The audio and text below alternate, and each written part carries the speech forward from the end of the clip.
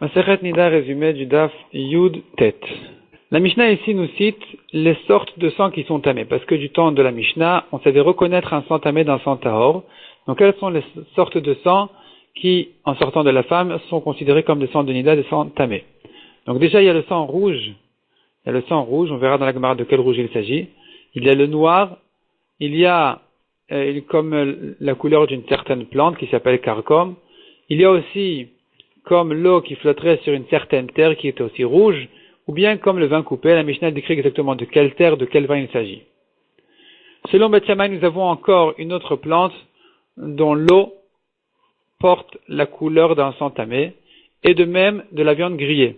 Mais selon Beth Hillel, c'est tahor. La Gemara va expliquer que selon Tanakama, on n'est pas certain de ce sang-là qu'il a un sang tamé, donc ça ne rentre pas dans la liste des sangs tamés, mais on n'est pas non plus certain que c'est un sang tahor. On craint la touma. Et là, Beth Hillel va dire non, c'est tahor, on n'a pas de doute, on est certain que c'est tahor. Le jaune, selon un kavia, c'est tamé, selon Chachamim, c'est tahor. Rabbi Meir dit, il est vrai qu'il n'est pas tamé en tant que tache, mais il devrait être tamé comme un mashké, comme un liquide. La Gemara va expliquer cette phrase-là de plusieurs manières. Mais Rabbi aussi n'accepte pas les paroles de Rabbi Meir, il dit non, c'est pas un sang tamé du tout, et en réalité, on apprend de là que Tanakama, c'était Rabbi Yossi lui-même qui considère que ce sang-là, le jaune, il est tahor. La Gemara demande d'où sait-on qu'il y a des sangs théorim chez la femme, et on l'apprend en réponse, on l'apprend du passage qui dit lorsque sera caché de toi une halakha entre un sang et un autre sang. Sous-entendu qu'il y a une différence entre un sang et un autre, il y a un sang tahor et un sang tamé. La suite du pasuk dit si tu as un doute ben nega le nega entre une tache de lèpre qui est et une autre, la Gemara explique là-bas non, c'est pas qu'il y a des couleurs tahor et des couleurs tamé. Tout est tamé.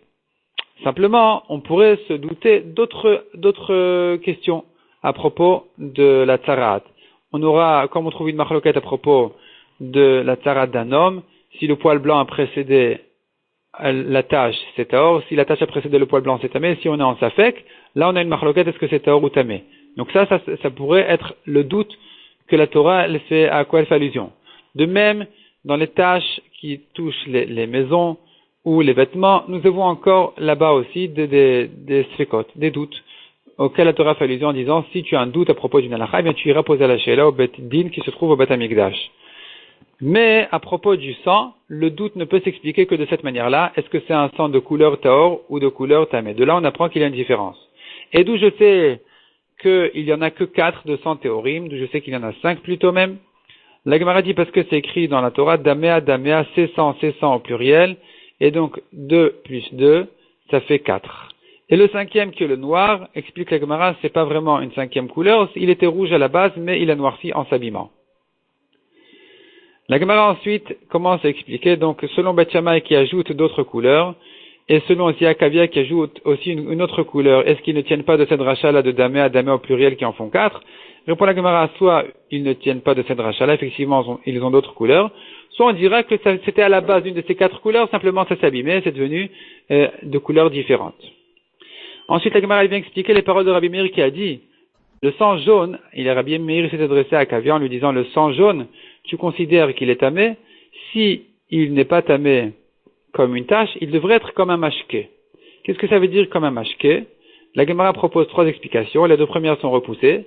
La première explication, c'est de dire que Rabbi Meir considère que, en tant que tache, j'aurais pas craint de ça, j'aurais pas dit que c'est un sang de Nida. Mais si elle l'a vu sortir de son corps, elle doit lui craindre que c'est vraiment, pour de vrai, un sang de Touma.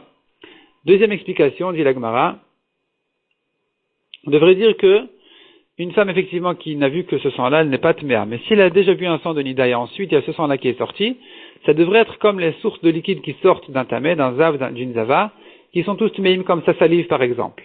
Et c'est ce que Rabbi Meir voulait dire, ça devrait être comme un mashké, autrement dit, ça devrait être comme le mashké d'un zav, d'une zava, qui est tamé aussi. Troisième explication, dit la Gemara, que Rabbi Meir voulait dire, ce sang-là est comme un mashké, qui peut, comme un liquide, qui en touchant les fruits, il les rend aptes à recevoir de la touma, parce que nous savons bien, un fruit ne peut pas recevoir de la touma jusqu'à ce qu'il soit mis en contact avec un liquide. Et la question, elle se pose, s'il a été mis en contact avec le sang de Nida, est-ce que c'est un liquide de sang qui le rend apte à recevoir de la touma ou pas? C'est là la discussion. Selon Rabbi Meir, oui. Selon Chachamim, non. Ensuite, la Gemara reprend ce qu'on a vu dans la Mishnah. Le premier sang est un sang rouge. Un sang rouge, qu'est-ce que est un sang rouge? Comme le sang d'un coup, d'une plaie. De quel coup il s'agit? La Gemara donne plusieurs explications. Soit le coup de la shrita, soit le coup d'un oiseau vivant ou en bonne santé qui a pris un coup, qui a saigné. Soit on veut dire par là rouge comme les poux de la tête qui ont été tués, qui ont été écrasés. Leur sang, il a la même couleur que ce sang de nida rouge. Soit la Gemara dit, c'est le sang rouge donc de quelqu'un qui a été blessé sur son doigt. Et il y a plusieurs conditions à ça. Et si on a toutes les conditions, ce sang-là aura exactement la même couleur que le sang rouge de la nida. Et enfin, cinquième explication, c'est le sang d'une prise de sang qui est aussi rouge que le sang de la nida.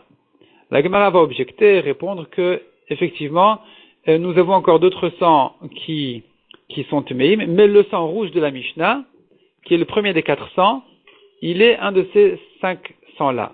Comme une de ces 5 explications, le sang de la plaie, comme on a dit, la plaie soit de la shrita, etc., soit de la shrita, donc on a vu soit du pou, etc., ça c'est le sang de la plaie qui est le premier sang des 4 sangs tuméim, mais nous avons encore d'autres qui sont cités dans la Mishnah, comme on a dit, la plante de karkom, comme on a dit, l'eau de la terre, ou bien le vin coupé, et donc nous avons encore d'autres sangs qui peuvent ressembler à ces sangs-là aussi. La Gemara termine par une histoire de 3 chachamim, et Amimar était un de ces 3 chachamim, on lui a fait une prise de sang, et il a dit sur la première fois, et en voyant le sang, il a dit, voilà, ça c'est le sang rouge de Nida qu'on a dit, et la deuxième fois, il a dit, non, ça a déjà changé de couleur.